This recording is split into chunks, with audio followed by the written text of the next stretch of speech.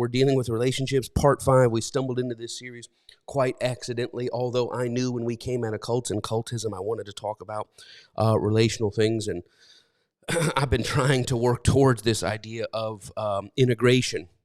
I've been desperate for 4 weeks to get into this huge, mega, never shared before idea or teaching on the idea of integrative hierarchies. And someone said, that sounds scary. It is beautiful. It's this little clumsy thing I've stumbled into of articulating what I see in relationships, and it's going to help. It's going to heal. I'm praying that it's going to help heal relationships, and so I've been trying to get there, but here we go. We're kind of stuck here because last week we concluded our mini-series on consideration and the imperative of consideration, or what we would say also known as AKA, and you can interpret that however you want to, as a commanded Christ-sidedness or commanded whole-sidedness. And there's something here, and I just don't want to leave it unturned. People who know me from my past days when I was Pastor Mike, before I was Grand Pastor Mike, when I was Pastor Mike and I was all freaked out and there was a devil in every corner and I always had the eye on, and I was willing to just cast myself and everything else to the side just to somehow fulfill the mandate and the potential that God had on my life so that I didn't die and find out what I could have, would have, should have been. Well, back in those days, Pastor Mike, I always used to say that I used to teach that when I did a series, I didn't lay down huge, 22 by 22 bluestone, tiles, right, or 24 by 24 tiles. That when I preach messages, I preach them in the little Italian marble, like the little, 3/4 inch by 3/4 inch, the mosaic tiles, and I built it out that way. And so I don't, I thought I had carved out of this vein that I had found, this gold vein that I had found, and I thought I had carved out of it. And I said, well, that's all there is. And right as I was picking up my shovels last week, I looked and I was like, what is that? And I scraped a little dirt away, and sure enough, there's some more gold in those hills. So we ended with the idea, and just catch this in your notes now as we move forward, that commanded vertical love, that this idea of, the Lord thy God commands you to love him with all your heart, soul, mind, and strength. That command for vertical love is not only a leftover from partial-sided religion. I'm not saying people didn't sincerely believe that's what God said. No different than I think that people sincerely believe that, a woman was dirty when she was menstruating or whatever. I'm sure they believe that. I think they probably saw wildfires take out the city of Sodom and Gomorrah and concluded, well, there you go. God must not like those folks over there. I'm not saying that's not what they saw. I'm not saying that's not what they believed. I'm not saying that they didn't live that way. I remember one time I was cleaning a doorway at my job, the little threshold at McDonald's. I was a McDonald's maintenance technician. I just met somebody this past week. It's like, yeah, I used to be a maintenance technician at McDonald's, just like you. He said, I'm a maintenance technician. He said, you're a maintenance technician? I'm a maintenance technician, a sweet brother I talked to. But anyway, he said, so I was going, and you know how, and I learned a lesson. I learned so many lessons there, just freshly given my life to Christ, just saved from the jaws of hell and Satan, all the things that we believe when we're young and in the faith. And so I remember cleaning this threshold, and I just was tired. I worked from 5 to 1. I got up at 3:30 to pray every day, 3:30 to 4:30, then drove in, got there at 5, then cleaned all day. And so it was wrapping up the day, and I was scrubbing, and I was tired. And I remember seeing the boss coming out the corner of my eye, and I started scrubbing faster and scrubbing faster and scrubbing faster. And I had this thought, and this is just the way my brain was back then. I thought, this voice said, if you only work as unto men, you can only get the reward that men can give you, humans can give you. But if your work is unto me, you'll get the reward that comes from me only. So this motivated me, 16, 17 years old, to be an excellent worker, whether people are looking or not. So I'm going on. And anyway, I turned around and having this kind of spiritual experience, and I stood up and raised up and the door push plate, right? It gouged right into my head. And man, everything that comes to mind. I mean, it just from your head to your toe, which is, I can almost feel it now. And I remember thinking, back in those days, I said to God, what did I do to deserve that, right? Because everything that goes on has to have an explanation. The good thing I did or the bad thing I did is what caused this thing to happen. And that, again, is a very naive and immature way, a childlike way to understand God. But what did I do to deserve that? And I had this thought, and it's just the way my brain works. What did I do to deserve that?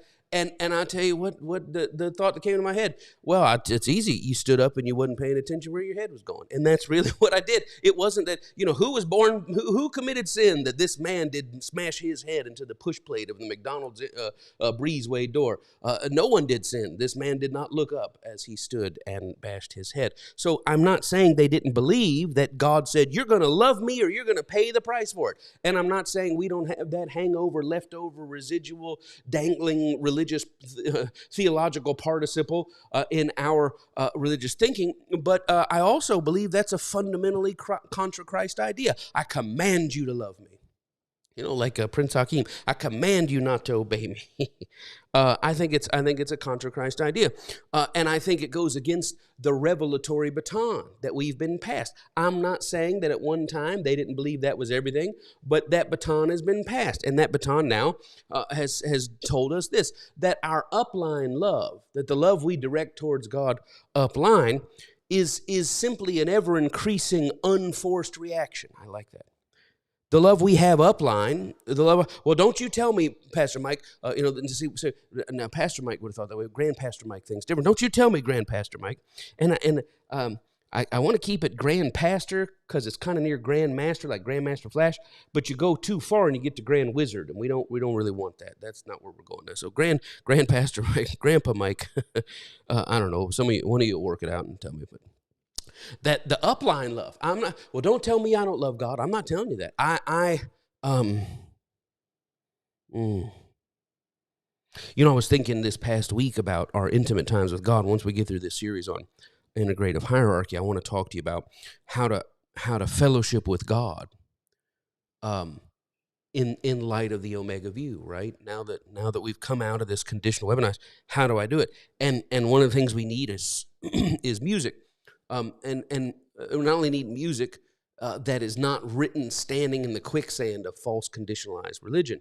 We need music that doesn't focus on that. And it's almost hard to have music like that because every song ever written out of the false revelation of privatized religion is tainted. Christian song is tainted with that deception. However, there are songs that are not preoccupied on that, and we can almost move them into now singing those songs out of the Omega view. So I was thinking the song I used to love.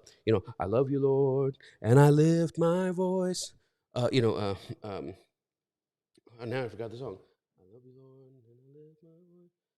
Worship you, oh my soul, rejoice. Take joy, my King. Right? You remember this? In what you hear, may it be a sweet, sweet sound. Right? So I love you, Lord, I lift my voice. I think I might be able to sing that now from the Omega view. Why? Because I sang it before in the I love you, Lord,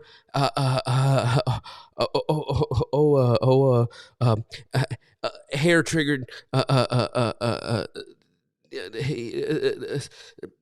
disher outer of wrath. Thank you for your mercy and grace upon me, not punishing me as I come in through the blood and get close to you because, man, if Jesus wasn't here standing between us, you'd just wipe me off the map. And I know Jesus is supposed to be the exact same of you, and he wants to wrap his arms around me, but he must be the other part of you, and I'm just trying to appeal to that other part of you, but I don't want to have a bad thought when I'm here because I'm telling you that I love you, but in the midst of telling you I love you, I don't want to say the wrong thing because, my God, I know that you can be right there and touch the wrong thing and do the wrong thing and get struck dead and reach out. So that's where it was coming from. But now in the Omega view, can I say, I love you, Lord?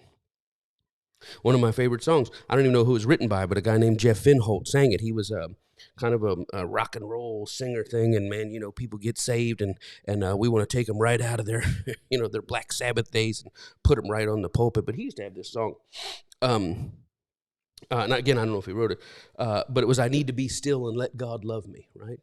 I need to be still and let God love me. I need to be still and let God love me. When this whole world tries to push and shove me, I need to be still and let God love me. I need to relax and let God take over. I need to relax and let God take over. He takes this load right off my shoulder. I need to relax. I need to be still and let God love me. Maybe that song can be sung now.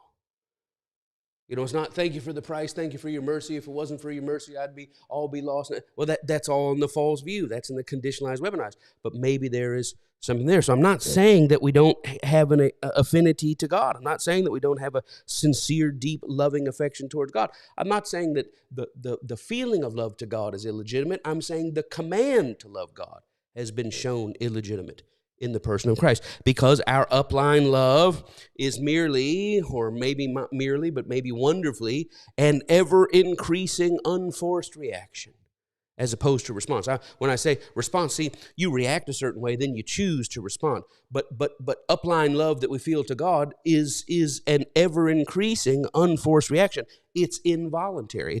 It's just what comes over me. What in reaction to what? Reaction to an ever-expanding vista of the downline love. The upline love is ever-increasing involuntary reaction to an ever-enlarging vista, expanding vista of the downline love that God has. And again, not the downline love that we've been taught. God loves us so much to beat somebody else up so he doesn't have to beat us up. That's the perverted deception. That's not Jesus at all. Christ did not show us any of that. He didn't show us any of that. He showed us everything contrary to that.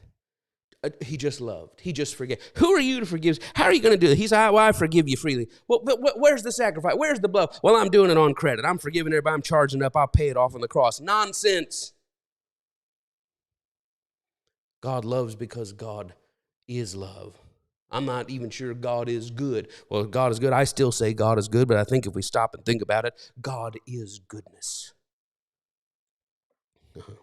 I do a text thread with my whole family, my wife, and started out with my kids, because when we stumbled into the Omega View, I thought, oh my God, my kids are young. So this has been 2020. You guys would have been turning 13 and 16, I guess, 4 years ago, which is nuts. I've been turning 13 and 16. I got 17 and 20 coming at you, stiff like a statue, right? So, but I remember I thought, well, gee, I'm telling them all this stuff. It's like, are you still Christian? Are you still Jewish? Yeah, we're kind of still Christian. Well, we are, but not maybe in the way we used to be, but maybe more Christian than ever before, and then also way less Christian. So having to explain this, and to 13 and 17-year-olds, like, just tell me, 13, 16, just, Dad, what's going on? And so I started this thread, and the daily devotions with Dad, and then, Pop-Pop's on it, and Connie's on it, and we do. But each week, I have a new little message before I share the devotion, and and then sometimes a little, it's a birthday day, or it's a big test day, or somebody's traveling day, and just put a little prayer in there or whatever. But when we get to the weekend, man, we're excited about the weekend. And this past week before I put the devotion down in there, I open it up with, and yet again, faithfulness faithfuls faithfully. What is that? Faithfulness. God does what God does. God faithfuls. How does God faithful? He faithfuls faithfully, or God faithfuls faithfully. Faithfulness, once again, faithfulness faithfuls faithfully. God is not only good, God is goodness. Now let's move on here. So we recognize that the concept of vertical love stands in the way of true religion. Why? Because the idea of commanded vertical love, it seeds in us a hesitation. A hesitation to what? To practice true religion. What is the practice of true religion? Lateral, horizontal love. Consider the Gospels. How many times they were gonna do something, but they said, "Well, I would do this here, but and they saw they were moved to do something laterally, horizontally, but they hesitated because of the vertical." Right? Well, we should help this woman. We should help this. We should maybe comfort them. Well, we would comfort them, but when you check, like they go to the booth. Let's go to the booth for the replay, and they're waiting. Or at volleyball, right? They're looking at, they do the little screen thing in the Olympics, and then we're going to go to the screen. Well, we would do this, but we got to check with the referee first. And the commanded vertical love seeds in us a hesitation of practicing true religion, which is what? To see, to feel, and to move. I want to see them feel and move, but I think they're Jewish. I want to see them feel and move, but I think they're Muslim. I want to see them feel and move. I think they might be gay. I want to see them feel and move. I think they might be Catholic. I want to see them feel and move, but I think they might be shacking up. I want to see them feel when I move, but I think they might. And what are we doing? We want to move, but we want to,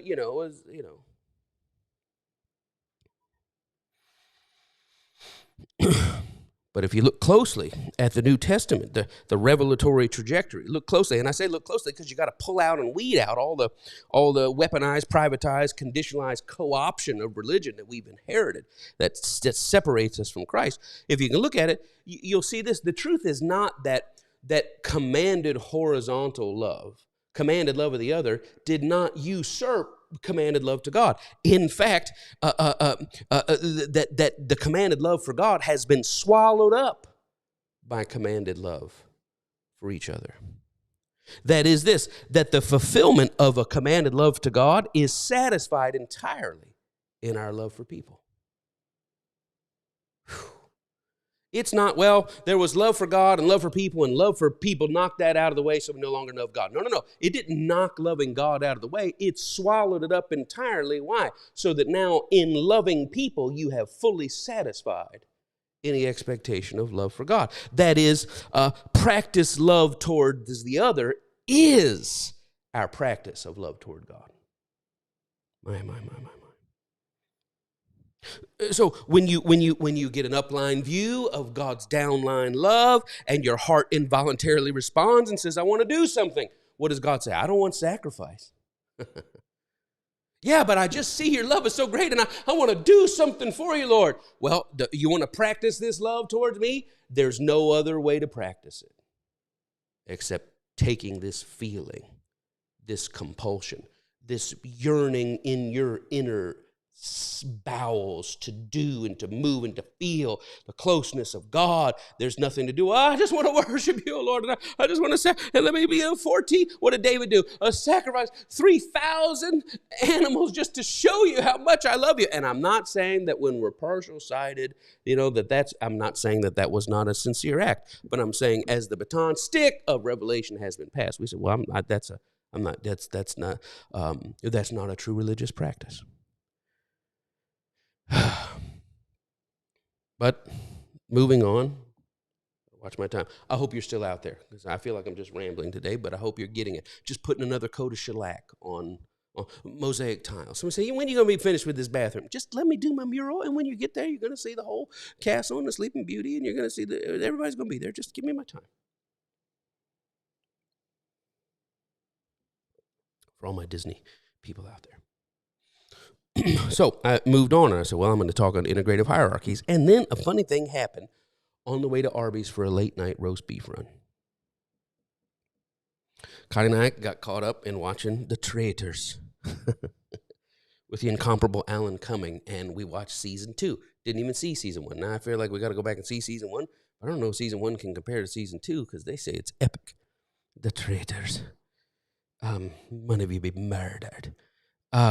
It's a reality show, competition show, Big Brother and blah, blah, blah, which Connie and I never watched. We watched one where there was a reality show that everybody else was an actor, and there was only one guy that didn't know it. And we got so caught up in this thing. And when it came to the conclusion, this is the dumbest thing we've ever watched. Now, we did watch Love is Blind. We did that, and then we thought, hey, what was going on here? And we saw how that train wrecked. We were caught up into that deep. Anyway, The Traitors. Well, the problem with The Traitors on Peacock is every 4 minutes off of 6 reaction shots, that kind of thing. They go to the commercial, and it was Arby's. And, they have the meats, right? And so Connie's like, I don't know what I want to eat tonight. I want a peanut butter and jelly sandwich. I don't know. I don't want that. She says, I want something more. I might go to, I said, you know what, Arby's. So skirt. Next thing you know, Mikey, you ready to go? So Mikey, and I guess you were you're doing film stuff or whatever. Olivia's working. So we pull up to Arby's, and I'm doing fine, coming out of my cage. I'm having a good time, and I was sitting at the drive-thru, and I saw someone. I just saw a guy, a manager. I think his name was Michael. On the surface, perfectly ordinary, wonderfully ordinary, right? Just a guy. He might have been in his 60s, just working the drive-thru. Another guy. I do what I always do. I treat him with respect, with kindness. I purpose to go through life with intentional burden easing. Interaction, just to find them. But then, as I'm sitting there waiting on my roast beef and my Arby's sauce, and man, it turned into, well, which one do we want to do? We were doing fine. We had a plan, one medium roast beef, but then they had 4 for $10, and is 4 for $10 equal to this? And who's going to share that? And what kind of fries? The drive-thru is an event. But I saw the veil removed. The veil was removed, and I saw not just Michael, but just had this visitation into humanity as a whole. And I will stipulate it could have been a Peter situation where I'm up waiting on the roof, and I was just hungry, which is why I saw all the food or whatever. But I was so caught up by it, I said, well, let me pull over, and we're going to eat, and pulled over and completely missed that I was still in the drive-thru and went up over the curb, and it was a whole mess. But I want to add this to the series, and maybe this will be the conclusion. Just catch this. When we speak of compelled consideration, not just considering humans, but that which is compelled by a divine ought, we intend consideration of several things. And I'm going to give them to you. And yes, I know the rule about avoiding unintentional alliteration. I get that. But here's what I mean. You want to behold, and in your beholding, here's what we intend by that. You're going to behold until you come into consideration of, number one, their path. Their path. You're interacting with somebody in one moment, or maybe you interact with somebody at work, or maybe you interact with somebody in your family, a cousin, in-law. Maybe you interact with somebody. Maybe you interact with someone who you know a lot about their path, or you know nothing about their path, but in consideration, you operate in consideration of their path, which is what? The path is speaking of things past. What is their journey? And I was thinking about this guy. What is this guy's journey to this point, closing, second shift or third shift? I don't know what time Arby's opens. I guess they do breakfast. I don't know. But closing out, 10:30 at night, getting ready to wrap up. What was the path? What was the journeys? What dominoes fell in his life? And remember, the dominoes started falling before his life and before his life and before his life. That's the whole concept of the Garden of Eden. We have, I was talking to my dad the other day, and the question of, somebody asked one of the kids, I think, are you a Christian? And yeah, and I was talking to my dad, and they were like, yeah, but not. And my daughter was like, yeah, I am, but not maybe in the way you think, blah, blah, blah. And my dad said this brilliant line. He's the my uncle calls him the king of the one-liners. My dad said, well, we believe in Christ, we just don't believe in Adam. And I thought, well, that's a good way to put it, right? That we say, you don't believe in Adam? Well, we believe in the idea of Adam, and the idea of Adam is this, that all humanity comes out of a joined shared chaos, right? A joined shared frailty. It's not original sin, right? Certainly, sin was not original. Goodness was original, right? But this frailty that we share and the resultant chaos that we share. We don't believe in the punishment that because Adam messed up that God is a punisher. We believe in the origin story that yeah, okay, we'll take it that there's a scientific Adam or a biblical Adam, a biblical Eve, scientific Eve. We'll take all that kind of stuff. But what we see is that no one is exempt from this frailty that has been caused by the interference of what we would say the dark powers or whatever. But we believe in a human seeding, an image seeding largeness within humans that has an associated chaos conditioning that has fallen. So when I'm looking at the drive-thru, I'm not only looking at the dominoes that fell since Michael was a little baby, or since John was a little baby, or since Tamara was a little baby, but all the dominoes that fell before those babies came along. And that is part of our sight, that you consider individual path, right? But you realize that individual path is not individual at all. It's a shared path. I'm trying to remember the guy, dear man, who wrote Intraconnected, right? Intraconnected, this idea of the me and the we forming the we, right? That this idea that we're separate when in fact we're all we're all a continuation. We perceive ourselves as individuals, but that's just our perspective on things. We are all part of the same living creation. Think about Romans 8, right? That all creation is groaning. It's everything that is coming out of the let there be, everything that is coming out of the divine mind. Daniel Siegel, right? Yeah, so interconnected and intraconnected. So anyway, so not only am I looking at this and considering the path, it's not only my path to this drive-through window at 10:30 from the traitors, but it's Michael's path, Michael and Michael, right? Meaning, but it's not just an individual path. We are certainly heirs of the same chaos condition path. So you look until you see. When I talk about going through life considering every person you come across, And that doesn't just mean at drive-thrus. That means even the person across the table from you, their path, their journey. Secondly, number 2, their plight, right? This is a present consideration. So their path is the past, but now the plight is what's going on right now. What are the dynamics presently in their life? What is their present predicament? What position are they in? And let me tell you the truth about life. Every man believes his own burden is superior. His own burden is heavier, right? This is a Jamaican thing. Everybody believes his burden is the heaviest, right? Every man thinks he's carrying the heaviest load. And I'm telling you, that's going through life without sight. You got to pause and think, wow, gee, wonder what his predicament is. Wonder what her predicament is. All I know is what my predicament is. But I'm telling you, all I know is what my predicament is you're gonna fall short of the practice of true religion. And it is a commanded, compelled practice. If you take away intentionally going through life with the purpose of Christ's sight and whole-sightedness, you have stripped away all useful. You might as well not even be a religious person, because the only useful part of religion is, what do we say, to go through life walking as the Creator, seeing and working as Creator, allowing that sightedness to work its magical, healing, miraculous, tethering work in the individual. So I don't want to go too far. You Sopranos.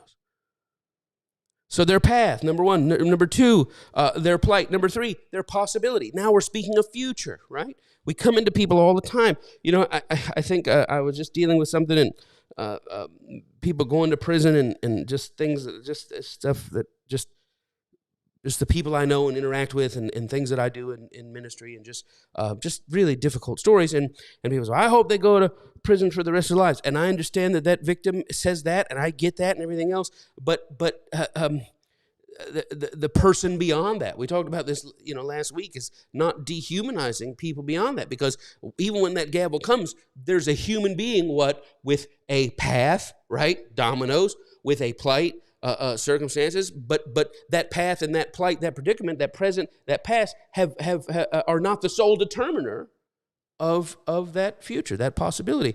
The future possibility of good, really the future lifting of their humanity. So we just saw a movie not too long ago, and God, I'm just going on all sorts of things. I hope you're catching what I'm saying to you, but we just saw a movie, Sing Sing, with my hero of heroes, Coleman Domingo, which, we found that he's in Drive Away Dolls, which we had no idea. We started that and fell asleep in the first couple minutes of it, so I can't weigh in on Drive Away Dolls. I'll let you know. But so far, so good. But Coleman Domingo, who was Rustin, right? And but he plays in Sing Sing. And Sing Sing is a true story, and there's a great scene in Sing Sing. I won't mess it up for you, but where this guy who's been in prison for a while, it's a beautiful, beautiful movie, but this guy who's been in prison for a while, he makes this statement. He says, I used to be just a monster like you. He's talking to this other guy. He says, until I saw a guy in front of me get cut ear to ear. And he said, it hit me right then. He said, I just kept eating breakfast, watching it. He said, it hit me. I no longer want to live my life as though this is what's normal. That this should actually be going on in the world, but you get so hardened and so conditioned. What is it? The path, right? The plight, the predicament, engineering these things. But the path and the plight are not stops, right? They're ellipses. It's not period. It's not an exclamation point. It's ... Because there is a part of every person, a preciousness within every person. We talked about this. I gave you the quote. It's not Merton. I forget who the quote is, but I have to look it up. But there's a part of us that cannot be tainted by the ravages of our own free will. Yeah, well, this guy robbed this, and this guy stole this, and this guy murdered this, and this guy raped this. This lady did this lady, but she hired I'm not saying that the past is not real, and I'm not saying that the predicament of prison or whatever else is not real. My heart breaks for that, and I'm not saying it's not necessary. Please don't say, well, you just think, I don't think that at all. A dear member wrote last week, and I haven't even had a chance to respond. It's been crazy, but so what? We should just drop our guard. I'm not saying not to be vigilant. I'm not saying not to protect your family. I'm not saying not to guard your individual. I'm not saying to let the wild wolf back into your. I'm not saying that at all. And we know I'm not saying that at all. I'm saying that as the systems and the circumstances were in heaven, when there's complete sight on the other side and everybody sees and all their blindness melts away, you have murderous, ravaging Sauls of Tarsus that become sweet, loving Apostle Pauls. We have that. But in the meantime, When you know one's out there, you better run. You better hard. I always used to do this bit about when they took up stones to stone Jesus. It says he ducked and escaped out of their out of their sight. Like when they were stoning people, he took off running. He didn't want to get killed, right? He didn't want to get killed. But Peter, they would take up stones, stone him, and Peter would jump up all heroic, like Elias and Platoon, It's just like I always do that. Jesus was jumping for cover, like Peter, get down, right? And I'm not saying we let our guard down. We do what we have to do. We do what we have to do in the natural. So I got a gun. Great, you have a gun. It's awesome. Good to have a gun. Thank God for a gun. Blah, blah, blah. As long as you got it on you and you're facing the right direction and everything else. I'm not saying you don't have a gun, but I had a police officer friend tell me guns are good. He says, I carry guns, blah, blah, blah. He says, but I'm telling you, he says, if you go to set your groceries down and the split second your back is turned, it doesn't matter how big a firepower, when they get you, they get you. So have a gun, have your angels. I'm not saying we don't protect. I'm not saying we don't have to close doors. I'm not saying we don't have to create boundaries. I'm saying, but on the other side of the path and the plight is the humanity, the possibility of that resurfacing of the large self amidst the chaos. Number 4, the path, the plight, the possibility. Number 4, keep looking till you consider their perspective. You have to ask, what would make someone see this as they're seeing it? Sometimes people are just being obtuse, like they can see it, but they've got a reason to dig in. That's fine. But what would make them put a false thing above the truth? You're digging, you're looking until you see perspective. Number 5, moving quickly. We got to get out of here. The path, the plight, the possibility, the perspective. Number 5, consider their proximity. This is a big one. What do you mean proximity? Who are they to someone else? Man, that's always helpful. This person I'm saying, well, they're a prisoner, they're a monster, they're a Democrat, they're a Republican, they're a Trump voter, they're a Kamala Harris voter, no, RFK Jr., Elon Musk, pervert. Okay. Who are they to someone else? They're a dad, they're a mom, they're a son, right? They're a daughter, they're a sister, they're a brother, they're a neighbor, they're a friend. Sometimes we have to consider until we catch the proximity. This is not just the person at the drive-thru. This is someone's great joy. You look at this person, this guy's in his 60s. Okay, fine. Michael, let's say he's in his 60s. He could be, now everybody's got gray beards. I got gray beards here, and I don't mean like that. Hobbit, right? Let's say he's only in his 40s or his 50s, right? He comes in, there's a teenager who says, hey, Dad. Well, now all of a sudden, Michael's just not Michael. He's the, or there's somebody waiting up at home. Oh, hey, honey, you're home. Well, now he's the other, he's not just a guy at the drive-thru. He's the reason someone's checking their watch. He's the reason somebody's listening for a key. Oh, I hear the car in the driveway. Consider their proximity. Who are they to someone else? Now you get to this empathetic practice, right? I still want to talk about these multiple kinds of empathy, but we'll see how far we get. What similar connections do I have in my life that might help endear or increase or enlarge my sight? Well, I don't know anything about this person, but I am a dad. I don't know anything about this person, but I am a husband. I don't know anything about this person, but I am a son. I have a son. I have a dad. So now you're engaging with their proximity. Who are they to someone else? And you're considering until, like the ball, right? You're just staring at a bunch of dots, and then all of a sudden it transforms into its dinosaurs, beneath the sky. I'm going to say this too, and I'm just going to add this one, and this one's not part of my avoiding unintentional alliteration, but I would consider their fears, right? If we want to go alliterative, we could say their paranoia or whatever, their phobias. Maybe that's it. Phobias. It's not alliterative unintentionally, which I try to avoid. But when I say fear, I want you to see this. Beneath fear, okay, whenever you see anger,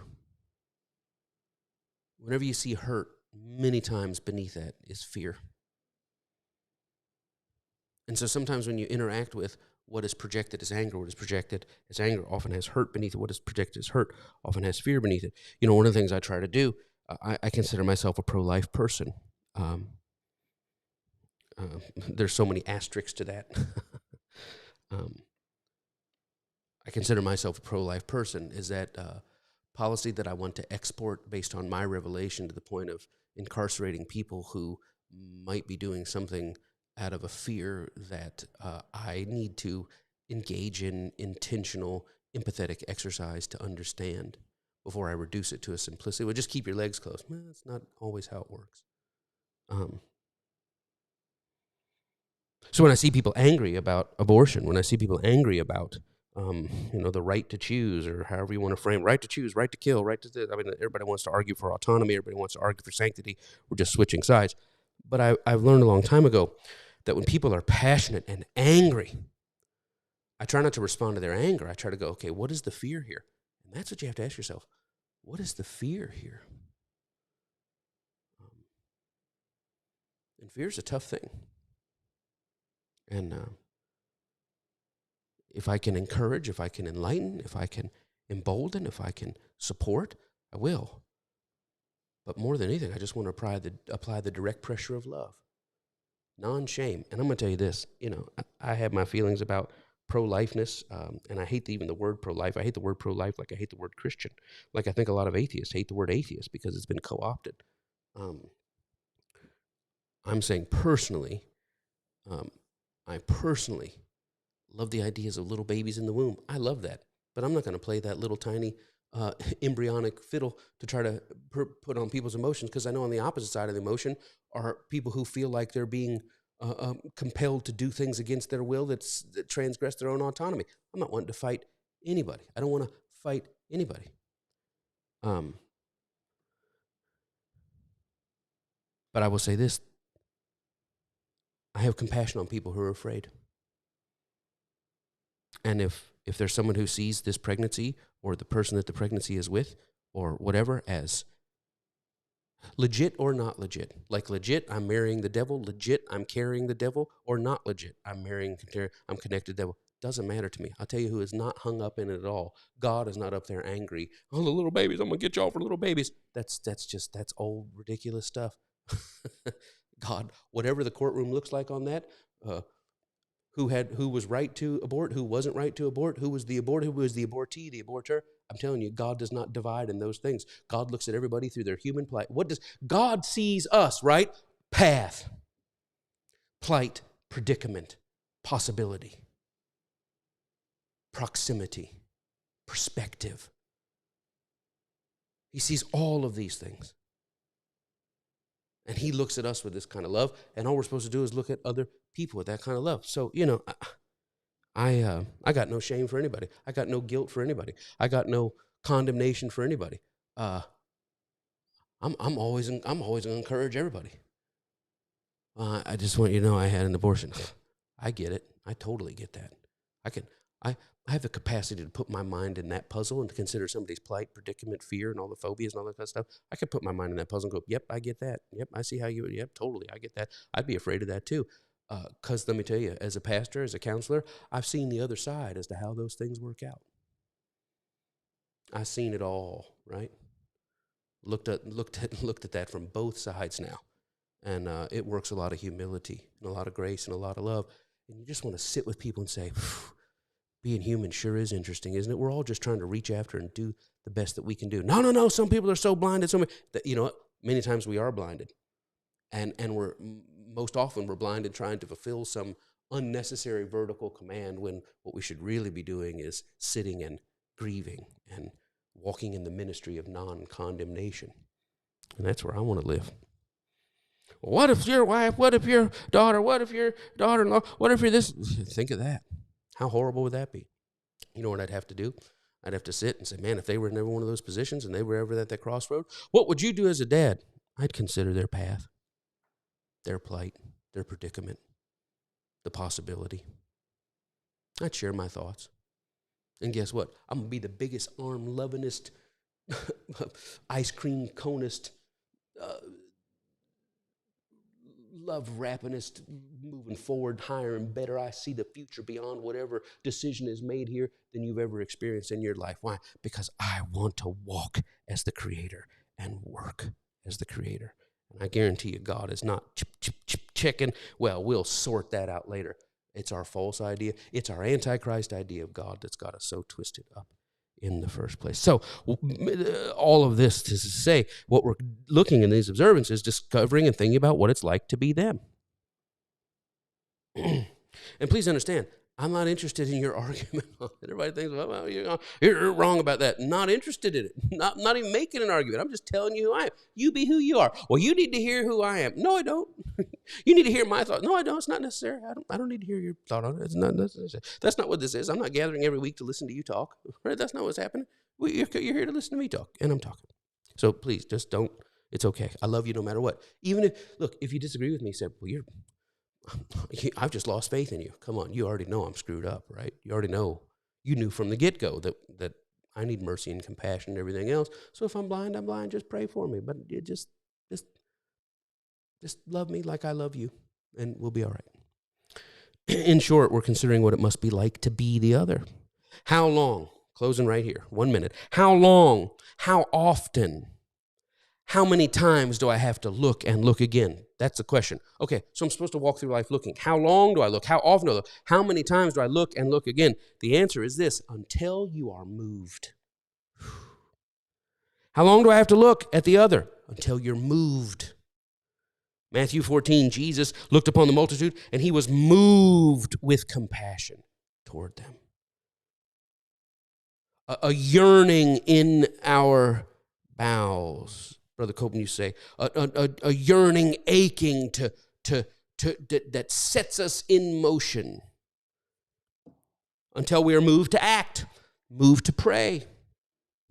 How long do we look at the other? How long do I consider? Until I move to act, move to pray, move to weep, move to rejoice, move to help, move to hear, move to sit with in silence. I keep considering the plight, the predicament, the path, the proximity, the possibility, the perspective, the phobia. I keep looking and looking until I'm moved. Move to act, move to weep, move to pray, move to rejoice, move to help, move to sit, move to listen, move to hug, move to hear. I keep, and this is how not only we turn to people out there that we look until we're moved, but how we also look until we're moved towards the people we know, not just strangers, but our friends. Our family. I am endeavoring to see my kids and to see it from their perspective, to know, okay, I'm living my life. I'm the star of my show. I got bills. I got pressure. I got stuff going on. You can't even imagine that I'm trying to sort out. Not your business, not your concern. God's just going to have to figure it out. I don't know. It doesn't even matter. Doesn't even matter. But that's just what I'm going through. What I'm going through in my marriage. What I'm going through that's just what I'm going through. But my kids, they're the star of their show. They're having their childhood. They're having a parenting experience. Man, I was parented. I'm living life trying to do this, trying to survive,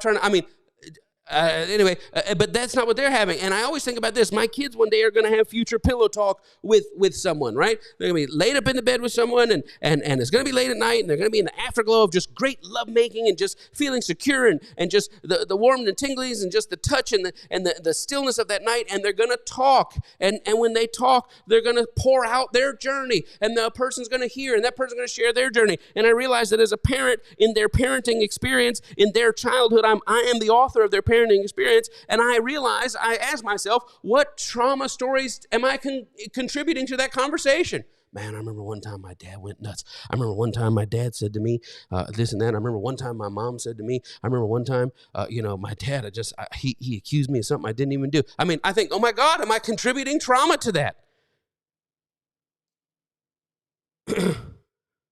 But I also think about what stories of sight am I contributing? What stories of sheroism?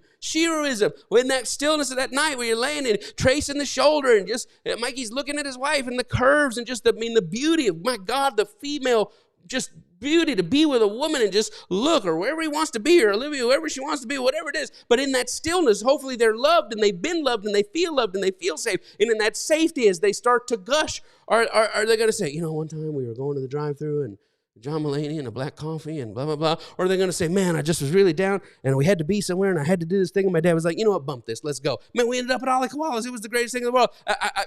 I'm contributing stories to this. So I have to move out of myself, not just to see the other until I move to act, but until I'm able to write in that person's path, write in that person's plight, to just like completing a poem, right? They do the thing where you say, you just do one line of the verse, and they say, I'm just doing one line of the verse in their life. I think of my dad. One day I was just freaking out. We were just I was poor, I was broke, I was just hurt. Ministry is so tough, and the rejections and the hurts and the disappointments, and you put all your eggs in one basket, and then it falls through on you, and people that like you and people that don't like you, and it's really no different than being on a job or being in the military or being in the hospital, working in a hospital, working in a school. People can be cutthroat everywhere. Hopefully you want to go through life not being cut by anybody, but you're going to be cut, and we want to believe that you never cut anybody, but you probably cut people too, and that's just the human dynamic.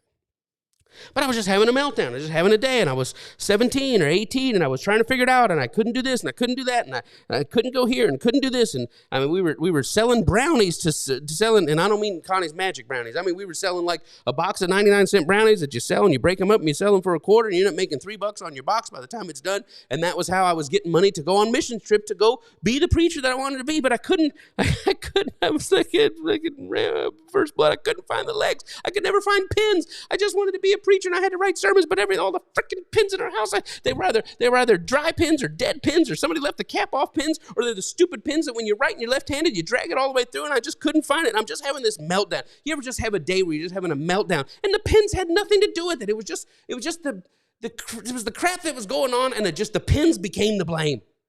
Thank God the pins weren't the dog, right? That's kind of a thing.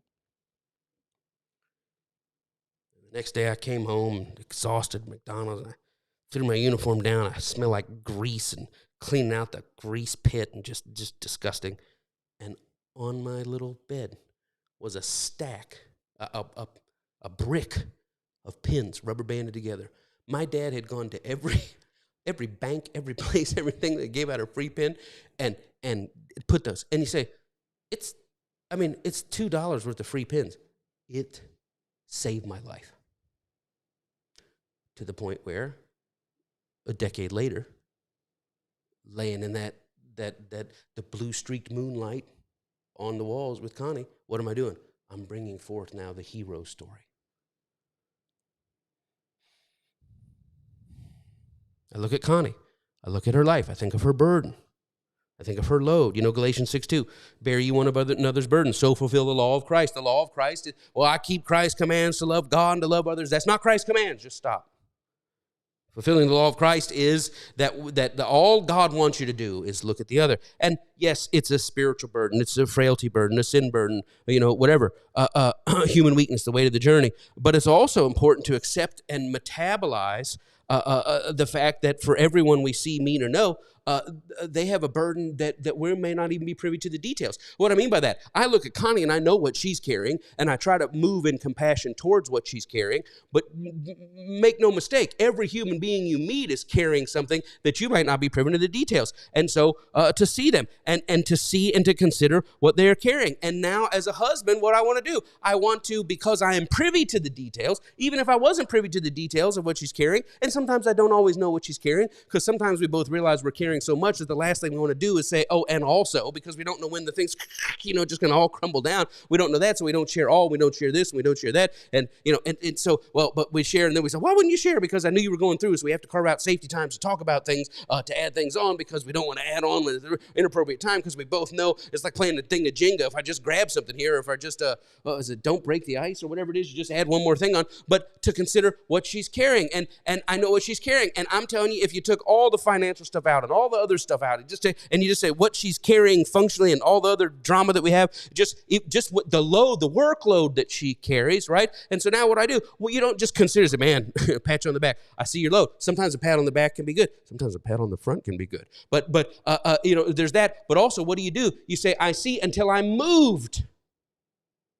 Not just, I know you're going through a lot, but how are you moved with touch? How are you moved with recreational lightness, conversational lightness, or conversational gravity? Let's really work through that. Let's circle back around. How do I pause the hamster in my wheel and just get him to chill, a little bit of catnip or whatever for a second, so that I can pause and speak to the hamster in your wheel? What? It's not just seeing theoretically, well, I know everybody's carrying a lot, but I'm going to be Christ-like and not put mine in front of me. But my burden is heavier than others. But sometimes to set our burden down, not for the sake of, gosh, that's important, but gosh, now let me concentrate on what's on your shoulders. This now is the essence of commanded sight.